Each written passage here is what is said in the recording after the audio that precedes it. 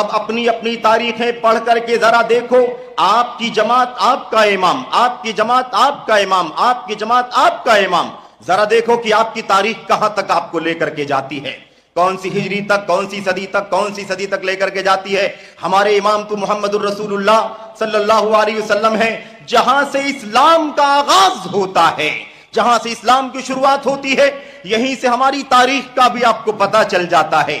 لوگ تانے دیتے ہیں یہ تو 100 سال کی پیداوار ہے، 200 سال کی پیداوار ہے، 150 سال پہلے ہندوستان میں ان کی کوئی قبر نہیں ملے گی، 150 سال پہلے ان کی کوئی زمین، ان کی کوئی مسجد نہیں ملے گی۔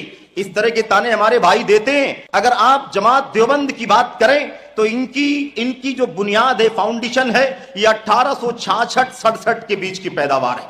ان کا فاؤنڈیشن کب ہوا ہے؟ 1866، یہ عیسوی جو آپ کی چل رہی ہے، اور 1280 وغیرہ کے آس پاس یا 90 کے آس پاس ان کی تاریخ ہے جب ان کا فاؤنڈیشن ہوا ہے، اور اسی کے آس پاس 11-12 سال کے فاصلے سے اس جماعت کا بھی وجود عمل میں آیا ہے، جنہیں بریلوی یا رضا خانی جماعت کے نام سے جانا جاتا ہے۔ جماعت اسلامی والے جو ہمارے بھائی ہیں، ان کی تاریخ کیا ہے؟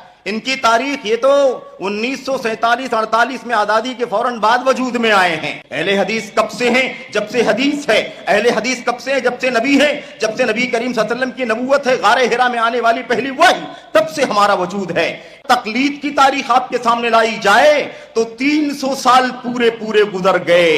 301-2 سال یعنی 4 صدی ہجری کا آغاز ہوا، تب جا کر کے ائمہ اربعہ کی تقلید کی فضا امت کے اندر قائم کی گئی، اور یہ کہا جانے لگا کہ اب اجتہاد کا دروازہ بند ہو چکا ہے، اب چاروں مسلک میں سے کسی نہ کسی مسلک کی تقلید کرنا ضروری ہے۔ تو آپ یہ بھی جان سکتے ہیں کہ تقلید کے اس شوشے کی عمر کتنی ہے، اس کی تاریخ کتنی ہے۔ رہی بات ائمہ اربعہ کی، تو آپ جان سکتے ہیں کہ پہلے امام کی پیدائش محمد الرسول اللہ صلی اللہ علیہ وسلم کی وفات کے 70 سال کے بعد ہوئی ہے۔